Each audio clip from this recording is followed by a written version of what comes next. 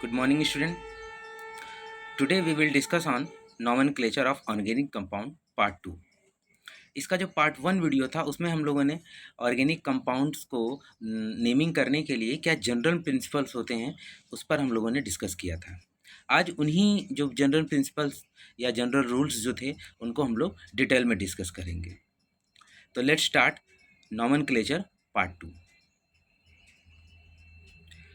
हम लोग जानते हैं कि ऑर्गेनिक कंपाउंड्स वाइड वैरायटी में है, तो इनकी जो नेमिंग होती है या इसके पीछे जो नेमिंग की वजह थी वो यही थी कि कहीं भी वर्ड के किसी भी हिस्से में इनको हम लोग एक यूनिक नेमिंग या यूनिक नेम दे सकें जिसकी वजह से इनको हर कोई ईजिली समझ सके या आइडेंटिफाई कर सके। तो the purpose of the IUPAC system of nomenclature is to establish an international standard of naming compounds to facilitate communication.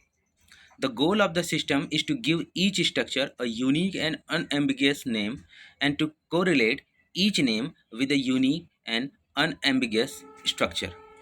कहने का मतलब है कि किसी भी तरह से हमको ऑर्गेनिक कंपाउंड को इस तरह नेमिंग करना है कि उनके अंदर क्लियर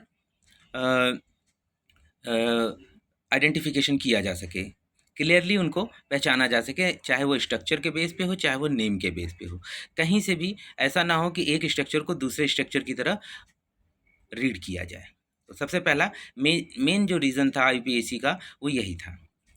इसके बाद हम लोग अगर फंडामेंटल प्रिंसिपल की बात करें तो IUPAC nomenclature is based on naming A molecules longest chain of carbon connected by single bonds whether in a continuous chain or a ring. All deviation, either multiple bonds or atoms other than carbons and hydrogen, are indicated by prefixes or suffixes according to a specific set of priorities. तो इसका जो fundamentals है उसमें देखिए basically organic compound में carbon और hydrogen होता है। तो इसका जो बेसिक प्रिंसिपल है वो ये कहता है कि हमको कार्बन और हाइड्रोजन की लॉन्गेस्ट पॉसिबल चेन ढूंढनी होती है इसमें। उसके बाद उसमें जो भी सब्स्टिट्यूशन होते हैं या जो भी डिविएशन होते हैं, जो भी फंक्शन ग्रुप होते हैं, उनको एज अ प्रेफिक्स और सफिक्स के रूप में हम प्रायोरिटी के आधार पर नेमिंग करते हैं। इसमें जो सबसे पहला है वो है एल्केन्स या साइक्लोएल्केन्स। एल्केन्स से ही साइक्लोएल्केन्स। तो बेसिकली अगर देखा जाए तो जो सैचुरेटेड कंपाउंड्स होते हैं उन्हें हम एल्केन्स कहते हैं। तो alkanes are the family of saturated hydrocarbon, that is molecule containing carbon and hydrogen connected by single bonds only. These molecules can be in continuous chain or in ring. The name of alkane and cycloalkane are the root names of organic compounds. Beginning with 5 carbon alkane, the number of carbon in the chain is indicated by the Greek or Latin prefix. Rings are designated by the prefix cyclo. इसमें यही कहा जा रहा है कि normally जो alkanes होते हैं वो सैचुरेटेड हाइड्रोकार्बन्स होते हैं और या तो ये एक स्ट्रेट चेन होते हैं जिसे हम लाइनियर और एसाइक्लिक कहते हैं, और या तो ये एक साइक्लिक या रिंग स्ट्रक्चर फॉर्म करते हैं तो हम इसे साइक्लिक या एलिसाइक्लिक कहते हैं। और इसी के आधार पर इनको साइक्लोएल्केन नाम दिया जाता है जब ये एक साइकिल या रिंग स्ट्रक्चर फॉर्म कर लेते हैं। हम लोगों ने ऑर्गेनिक कंपाउंड का क्लासिफिकेशन देखा है, उसमें हम लोगों ने इस चीज़ को देखा होगा कि ऑर्गेनिक कंपाउंड्स को साइक्लिक एसाइक्लिक में बांटा गया है। तो जब इनकी नेमिंग करते हैं तो ये साइक्लो शब्द साइक्लिक कंपाउंड में जुड़ जाता है। इनका जो प्रेफिक्स और सफिक्स है वो लैटिन वर्ड से लिया गया है या ग्रीक वर्ड से लिया गया है। बेसिकली जो साइक्लो होता है वो साइक्लिक कंपाउंड में एज अ प्रेफिक्स जुड़ता है। अगर हम कुछ कंपाउंड्स जो हम लोगों ने इससे पहले वाले वीडियो में भी देखे थे 10 तक के 10 कार्बन कंटेनिंग कंपाउंड्स को नॉर्मली अगर हम IUPAC के तहत नेमिंग करें तो क्या है, जैसे CH4 है तो मेथेन, यानी 1 कार्बन कंटेनिंग है तो मेथेन, 2 कार्बन कंटेनिंग है तो एथेन, 3 कार्बन है तो प्रोपेन, 4 कार्बन है तो ब्यूटेन, 5 कार्बन है तो पेंटेन, 6 कार्बन है तो हेक्सेन, फिर 7 कार्बन है तो हेप्टेन, फिर 8 कार्बन है तो ऑक्टेन, फिर 9 कार्बन है तो नॉनेन, फिर 10 कार्बन है तो डेकेन, फिर 11 कार्बन है तो अनडेकेन, फिर 12 कार्बन है तो डोडेकेन, फिर 13 कार्बन है तो ट्राइडेकेन, फिर 14 कार्बन है तो टेट्राडेकेन। उसके बाद आप देख सकते हैं ये 20 कार्बन को इकोसेन कहा गया है। फिर 21 को हेन आइकोसेन कहा गया है। फिर 22 को डोकोसेन कहा गया है। फिर 23 को ट्राइकोसेन कहा गया है। फिर 30 कंटेनिंग कार्बन मॉलिक्यूल को ट्राई एकोंटेन कहा गया है। फिर 31 को हैंड ट्राई एकोंटेन कहा गया है। फिर 40 कार्बन कंटेनिंग जो मॉलिक्यूल है उसको टेट्रा एकोंटेन कहा गया है। फिर 50 कंटेनिंग जो कार्बन है यानी 50 कार्बन कंटेनिंग जो मॉलिक्यूल है उसे पेंट एकोंटेन कहा गया है। तो ये कुछ नॉर्मल जो या यूँ कहें सैचुरेटेड जो एल्केन है उनका आईपीएसी नेम है। इसको अगर हम एग्जांपल के रूप में देखना चाहें उनके, तो ये स्ट्रक्चर्स आप देख सकते हैं। यहाँ पर ट्रायंगल का शेप जो लिया गया है इसको देख सकते हैं आप। इसका नाम होगा साइक्लोप्रोपेन। क्यों? क्योंकि इसमें अगर आप इसके वर्टिसेस को देखेंगे तो 1 कार्बन, 2 कार्बन, 3 कार्बन, 3 कार्बन की चेन को हम लोगों ने प्रोपेन कहा था। प्रोप ऊपर आप देख सकते हैं प्रोपेन। तो वैसे देखा जाए तो प्रोप होता है 3 कार्बन को, लेकिन ये एक सैचुरेटेड है तो प्रोप में एन जुड़ जाएगा तो प्रोपेन हो जाएगा। और हम लोगों ने बोला था, देखा है कि इससे पहले कि जो साइक्लिक कंपाउंड होते हैं उसमें एक प्रेफिक्स जुड़ता है साइक्लो, तो इसलिए ये हो गया साइक्लोप्रोपेन। अगर यही स्ट्रेट चेन में होता यानी ये इस तरह से साइक्लिक स्ट्रक्चर ना लिए हुए होता तो हम इसको प्रोपेन बोलते। इसी तरह यहाँ पर आप देख सकते हैं 4 कार्बन कंटेनिंग है। इसमें भी आप गिने तो 1 2 3 4 4 जो आपका एक स्क्वायर की शेप लिए हुए है। इस स्ट्रक्चर को आप देखिए तो ये साइक्लोब्यूटेन है। अब ये इसी आधार पे बना है कि इसमें 4 कार्बन है तो ब्यूट हो गया, और नॉर्मल सैचुरेटेड एल्केन है तो एन जुड़ जाएगा तो ब्यूटेन हो गया, और ये साइक्लिक कंपाउंड है तो ये साइक्लोब्यूटेन हो गया। इसी तरह आप देख सकते हैं 5 कार्बन कंटेनिंग जो साइक्लिक है उसे साइक्लोपेंटेन कहा गया है। यहाँ पर एक 6 मेंबर्ड है उसे साइक्लोहेक्सेन कहा गया है। फिर 7 मेंबर्ड है तो साइक्लोहेप्टेन कहा गया है, और 8 मेंबर्ड है तो साइक्लोऑक्टेन कहा गया है। अब अगर इन सब को आप साइक्लिक ना समझते हुए इनको स्ट्रेट चेन में कर दें यानी एसाइक्लिक कर दें तो ये फिर साइक्लो शब्द हट जाएगा। फिर नॉर्मली आप इसको हेक्सेन कह देंगे, इसको हेप्टेन कह देंगे और इसको ऑक्टेन कह देंगे। 5 मेंबर वाले को पेंटेन कह देंगे, 4 मेंबर वाले को ब्यूटेन कह देंगे, और 3 कार्बन कंटेनिंग जो मॉलिक्यूल है इसको प्रोपेन कह देंगे, जब ये साइक्लिक स्ट्रक्चर नहीं बना रहे होंगे।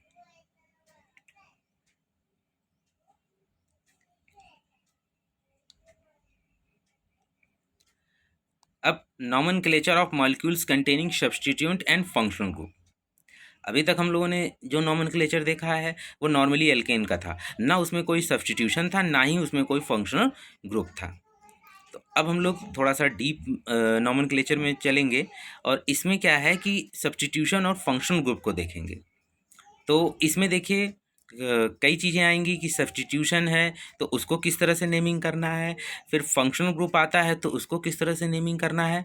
तो सबसे पहले हम लोग सब्स्टिट्यूशन और फंक्शनल ग्रुप को ही प्रायोरिटी के आधार पर इसको देखते हैं। तो सबसे पहले priority of substitution and functional group. इसमें देखिए सम जो फंक्शनल ग्रुप है उनको लिस्ट किया गया है। आप इनको प्रायोरिटी के आधार पर देख सकते हैं, मतलब जो सबसे ऊपर है उसको हमेशा पहली प्रायोरिटी, और जैसे जैसे लिस्ट में हम नीचे जाते हैं वैसे ही हम देखते हैं कि वो उसकी प्रायोरिटी जो है वो कम होती जाती है, यानी लोएस्ट प्रायोरिटी। कहने का मतलब है कि सबसे जो ऊपर है उसको हम सबसे पहले नंबरिंग करेंगे और जो सबसे नीचे है उसको नंबरिंग बाद में देंगे। अगर इसको समझना चाहें तो जैसे मान लीजिए कि हमारे पास कई सारे कंपाउंड कई सारे फंक्शनल ग्रुप मौजूद हैं और उनको अगर हम नेमिंग करना चाहें तो इस प्रायोरिटी जो टेबल है उसको तुरंत हमें देखना पड़ेगा कि अगर कार्बोक्सिलिक एसिड है और एल्डिहाइड है, दोनों मौजूद हैं एक साथ, तो इसमें हम नंबर सबसे पहले किसको देंगे, यानी जो सबसे कम नंबर यानी 1 वो कार्बोक्सिलिक एसिड को जाएगा और एल्डिहाइड को दूसरा नंबर जाएगा। यहाँ पर ये चीज़ समझने वाली बात है। लोएस्ट का नंबर यही है कि जब हम गिनती शुरू करते हैं, काउंटिंग शुरू करते हैं तो 1 से शुरू करते हैं, तो लोवेस्ट पॉसिबल नंबर हम हमेशा हाईएस्ट प्रायोरिटी वाले कंपाउंड या हाईएस्ट प्रायोरिटी वाले फंक्शनल ग्रुप को देते हैं। तो उसके आधार पर यहाँ पर ये टेबल बनाई गई है। इसको अगर आप देखेंगे तो सबसे पहले इसमें देखिए कार्बोक्सिलिक एसिड है जिसका स्ट्रक्चर आप देख रहे हैं RC डबल बॉन्ड OH है। अगर ये कंपाउंड कार्बोक्सिलिक एसिड है और एज अ प्रेफिक्स ये बोला जाएगा एज अ प्रेफिक्स, तो ये हो, इसे हम हमेशा कार्बोक्सी के नाम से हम प्रेफिक्स जब होगा। अब फिर से आप एक बार रिमाइंड करिए तो हम लोगों ने जो नॉमेनक्लेचर का जो फॉर्मूला बनाया था उसमें प्रेफिक्स, रूट वर्ड और सफिक्स था। यानी कार्बोक्सिलिक एसिड जब प्रेफिक्स के रूप में उसको नेमिंग करेंगे तो कार्बोक्सी जुड़ेगा, और जब सफिक्स के रूप में यूज़ होगा तो ओइक एसिड या कार्बोक्सिलिक एसिड ऐसे जोड़ सकते हैं, जो भी हमारा रूट वर्ड होगा। ध्यान रखिए ये सब जो भी प्रेफिक्स और सफिक्स जुड़ रहे हैं ये रूट वर्ड में जुड़ेंगे। एल्डिहाइड की बात करें तो RC डबल बॉन्ड OH, इसमें प्रेफिक्स में ऑक्सो या फॉर्माइल और सफिक्स में AL अल जुड़ता है, या कार्बल्डिहाइड भी कहते हैं। कार्बल्डिहाइड तब होता है जब वो रिंग में नहीं होता है, मतलब रिंग में जब एल्डिहाइड ग्रुप नहीं जुड़ा होता है तो उस समय जब हम नेमिंग करेंगे तो हम उसको कार्बल्डिहाइड के नाम से बोलेंगे। और इसी तरह यही प्रॉपर्टी कार्बोक्सिलिक एसिड की भी होती है, जब वो रिंग में नहीं होता है, बाहर होता है, तो उसे कार्बोक्सिलिक एसिड कहेंगे। इसी तरह कीटोन है। कीटोन की बात करें RC डबल बॉन्ड OR, इसमें प्रेफिक्स ऑक्सो होगा और सफिक्स ऑन होगा। एल्कोहल की बात करें तो इसमें प्रेफिक्स हाइड्रोक्सी होगा और सफिक्स ऑल होगा। एमीन की बात करें तो आप देख सकते हैं प्रेफिक्स अमीनो होगा और सफिक्स एमीन होगा। अब कुछ फंक्शनल ग्रुप जो केवल सफिक्स में ही ऐड किए जाते हैं, मतलब इनका ये जब भी दिखेंगे तो इनको हम सफिक्स में ही जोड़ेंगे। जैसे alkene C double bond O, इनका प्रेफिक्स नहीं होता, ये हमेशा सफिक्स में ene. Alkyne C triple bond C yne. इसके बाद है group C, substitute indicated by prefix only. ये भी कुछ ऐसे सब्सटीट्यूट्स हैं जिनको कि केवल हम प्रेफिक्स के ही थ्रू दिखा सकते हैं। जैसे एल्किल R, कोई भी एल्किल ग्रुप जुड़ा है, prefix alkyl. Alkoxy R ∭O तो एल्कॉक्सी। हेलोजन फ्लोरो, क्लोरो, ब्रोमो, आइडो। हेलोजन्स हम लोगों ने मेंडलीफ आर्ट सारणी में देख सकते हैं, वहाँ पर बहुत सारे हेलोजन हैं। हेलोजन का बेसिकली ये प्रॉपर्टी होती है कि वो साल्ट बनाते हैं, साल्ट बनाने की इनकी प्रॉपर्टीज़ होती है। तो ये जितने भी हेलोजन हैं इनको भी जब हम देखते हैं तो ये एज अ प्रेफिक्स ही यूज़ होते हैं। जैसे F के लिए फ्लोरो, Cl के लिए क्लोरो, Br के लिए ब्रोमो और I के लिए आइडो। इसी तरह अगर हम और भी कुछ देखें ग्रुप्स को तो जैसे NO2 nitro, CH double bond CH2 vinyl, CH2 allyl और फेनिल। ये कुछ सब्सटीट्यूट हैं, इनके एज अ जो भी प्रेफिक्सेस हैं वो लिखे गए हैं। इसके बाद कॉमन एल्किल ग्रुप्स, जो कॉमन एल्किल ग्रुप्स होते हैं, replace N ending with alkane name with yl, alternate names for complex substitute are given in brackets. अगर आप देखें तो जैसे CH4 होता है तो वो होता है मेथेन, लेकिन उसमें से एक H निकल गया तो ये हो जाएगा मेथिल। इसी तरह CH3 वाला जो है ये एथेन है, मगर एक H निकल गया है तो ये हो गया है एथिल। इसी तरह यहाँ पर प्रोपेन 3 कार्बन की चेन थी, प्रोपेन होती, मगर एक H निकल गया तो प्रोपाइल। इसी तरह नीचे ब्यूटाइल। इसी तरह आप देख सकते हैं इस तरह से जो आइसोप्रोपाइल है, इसमें भी CH3 है, इसमें एक H निकल गया है CH की पोजीशन से तो इसे आइसोप्रोपाइल बोलेंगे। इसी के नीचे ठीक आइसोब्यूटाइल है, इसके दूसरे नेम भी दिए हुए हैं आइसोब्यूटाइल के, 2-मिथाइल प्रोपाइल। इसमें अगर आप नंबरिंग करना चाहेंगे तो नंबर आपको दिखेगा कि लॉन्गेस्ट पॉसिबल चेन जब आप देंगे तो 1 2 3 या 1 2 3 कहीं से भी जोड़ेंगे तो 2 नंबर पे मेथिल ग्रुप का सब्स्टिट्यूशन आ जाएगा, इसीलिए 2 मिथाइल प्रोपाइल बोल देंगे।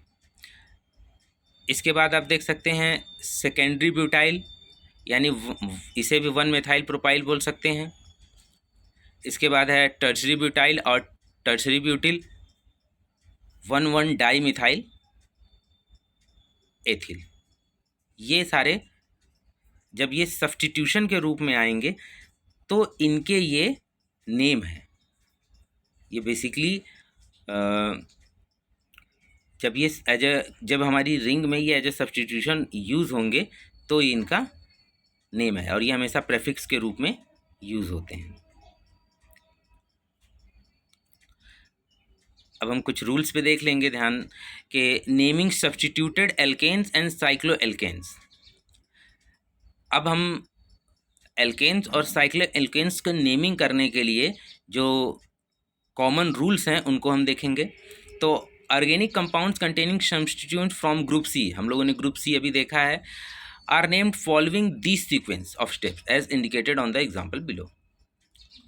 आप ये जो 4-5 रूल बताए जा रहे हैं इन्हीं के आधार पर आप नेमिंग करेंगे। किसकी? Alkanes and cyclo alkanes. ध्यान रखिएगा, एल्केन्स वो होंगे जो स्ट्रेट चेन होंगे, और जब वो रिंग स्ट्रक्चर कंटेन कर लेंगे या रिंग स्ट्रक्चर फॉर्म कर लेंगे तो वो साइक्लो एल्केन हो जाएंगे। तो इसका जो सबसे पहला रूल है वो है find the longest continuous carbon chain. सबसे पहले हमको longest continuous carbon chain find करनी है। फिर determine the root name for this parent chain. इस पेरेंट चेन क्या हमको नाम ढूंढना पड़ेगा, रूट वर्ड जिसे कहेंगे। In cyclic compound the ring is usually consider the parent chain unless it is attached to a longer chain of carbon indicate a ring with the prefix cyclo before the root name. When there are two longest chain of equal length, use the chain with the greater number of substituent. यहाँ पर ये बताया जा रहा है कि जब भी साइक्लिक कंपाउंड हो जाएगा तो हमेशा ये ध्यान रखने की बात है कि अगर साइक्लिक कंपाउंड है मतलब उसमें किसी भी तरीके का जो सब्स्टिट्यूशन है वो जो साइक्लिक कंपाउंड है उससे ज़्यादा नहीं होना चाहिए, उसमें कार्बन की जो संख्या है वो ज़्यादा नहीं होनी चाहिए। जैसे हम लोगों ने ट्रायंगल देखा था जिसे हम लोगों ने साइक्लोप्रोपेन कहा था। अब इसमें अगर कोई सब्स्टिट्यूशन 4 कार्बन का कर दे, यानी अगर CH2 CH2 CH2 CH3 कर दे उसमें कहीं पे किसी भी पोजीशन पे, तो आप समझ सकते हैं कि नॉर्मल जो हमारा प्रोपेन है उससे ज़्यादा तो उसमें सब्स्टिट्यूशन हो गया। तो अब जो ये प्रोपेन है ये सब्स्टिट्यूशन हो जाएगा, और वो जो चेन जो सब्स्टिट्यूशन हम जिसे समझ रहे हैं वो नॉर्मली हो जाएगा आपका मेन कंपाउंड या मॉलिक्यूल हो जाएगा। तो यहाँ पर यही बताया जा रहा है, इसको आगे हम लोग एग्जाम्पल में समझेंगे।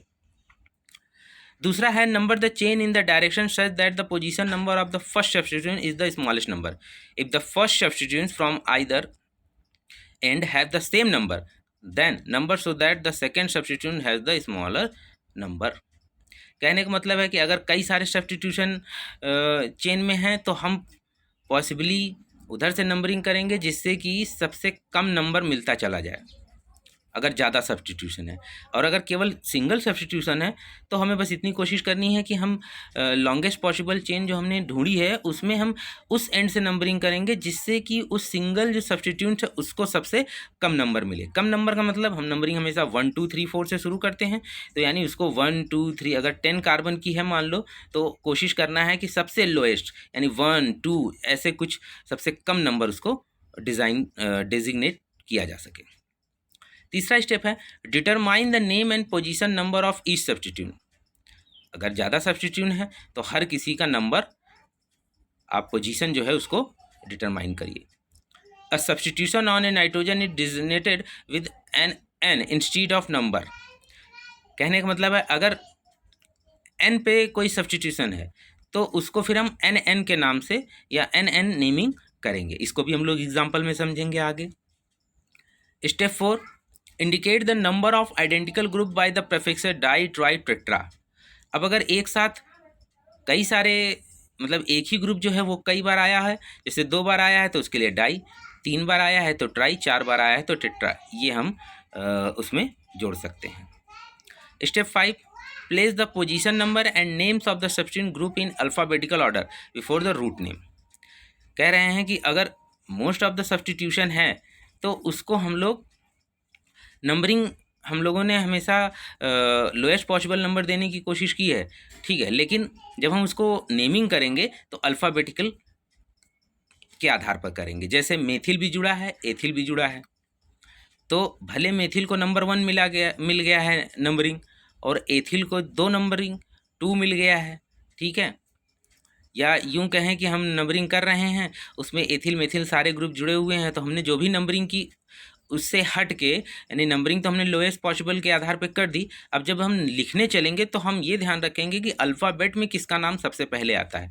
ई पहले आता है, एथाइल पहले होगा, एम बाद में आता है तो मिथाइल बाद में होगा। तो इन अल्फ़ाबेटाइजिंग इग्नोर प्रेफिक्सेस लाइक सेक, टर्स, ट्राई, ट्राई, ईटीसी। अब जब अल्फ़ाबेटिकली नंबरिंग करेंगे तो जो भी ये डाई, टाई, ट्रिट्रा है इनको नहीं लगाएंगे, केवल आइसो एंड साइक्लो लगा सकते हैं बस। Always include A position number for each substituent regardless of redundancy. तो कहने का मतलब है कि हमेशा पोजीशन को, हमें पोजीशन की नंबरिंग को बताना है। जितनी, चाहे 2 है, 3 है, 4 है, अगर एक ही पोजीशन पे 2 है तो 1 1 करके, अगर अलग अलग पोजीशन पे है तो 1 2 3 करके हमको उसकी पोजीशंस को बताना है। तो जैसा कि मैंने आपसे कहा था कि आज की इस वीडियो में हम लोग नॉर्मल जो एल्केन है उसके कुछ जो रूल्स हैं उनको हम लोग डिस्कस करेंगे। तो इन रूल्स को आप समझिए, इनको पढ़िए, और इसके बाद के जो वीडियो आएंगे उसमें इस पर एक्सरसाइज, उस पर कुछ एग्जांपल्स हम लोग करेंगे। अभी इसमें बहुत सारा कंटेंट है। अभी इसमें हमको फंक्शनल ग्रुप के आधार पर भी करना है नेमिंग, फंक्शनल ग्रुप के आधार पर, फिर सम अदर जैसे साइक्लिक कंपाउंड्स होते हैं, बेंजीन कंटेनिंग रिंग होती है, उनका भी हमें नेमिंग करना है। तो it is a long topic and somewhat tedious also. तो थोड़ा सा इसमें इसको समझिए और इसको पढ़िए, इन रूल्स को पहले समझने की कोशिश करिए, एंड फर्दर वीडियो में हम लोग इसमें सम एग्जांपल्स को देखेंगे। So take care, thank you.